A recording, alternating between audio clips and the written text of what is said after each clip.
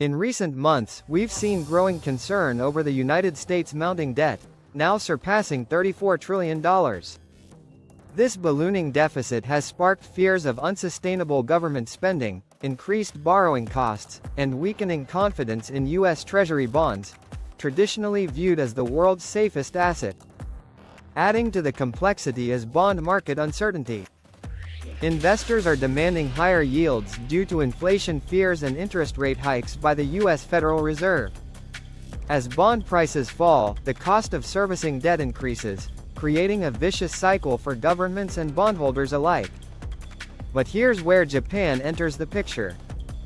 Japan holds a significant amount of U.S. debt, over $1 trillion in U.S. Treasury bonds.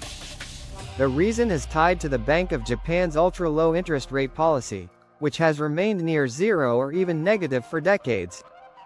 This policy has encouraged a strategy known as the yen carry trade. The yen carry trade works like this. Japanese investors borrow money in yen at extremely low interest rates, convert it to dollars, and invest in higher-yielding U.S. assets, especially government bonds. This inflow of capital helps support the U.S. bond market and keeps U.S. borrowing costs from spiking even further. However, Japan's own economy is now facing serious challenges. The yen has weakened significantly, falling to multi-decade lows against the dollar. This increases the cost of imports and fuels domestic inflation, something Japan hasn't had to worry about for years. In response, there's growing pressure on the Bank of Japan to raise interest rates. But here's the dilemma. Japan is the most indebted developed nation, with a debt-to-GDP ratio of over 260%. Raising rates would mean drastically higher interest payments on government debt, which could choke economic growth and shake investor confidence. Globally, if Japan hikes rates, it could trigger a massive unwinding of the yen carry trade.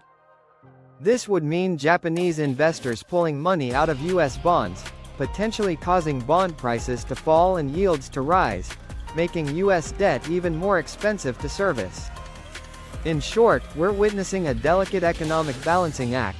The U.S. struggles with rising debt and bond market stress. Japan tries to manage inflation while avoiding a debt crisis. Global markets are tightly interlinked. Any move by one major player could send ripple effects worldwide. As central banks wrestle with inflation and debt sustainability, the coordination, or collision, of their policies will shape the next phase of the global financial order.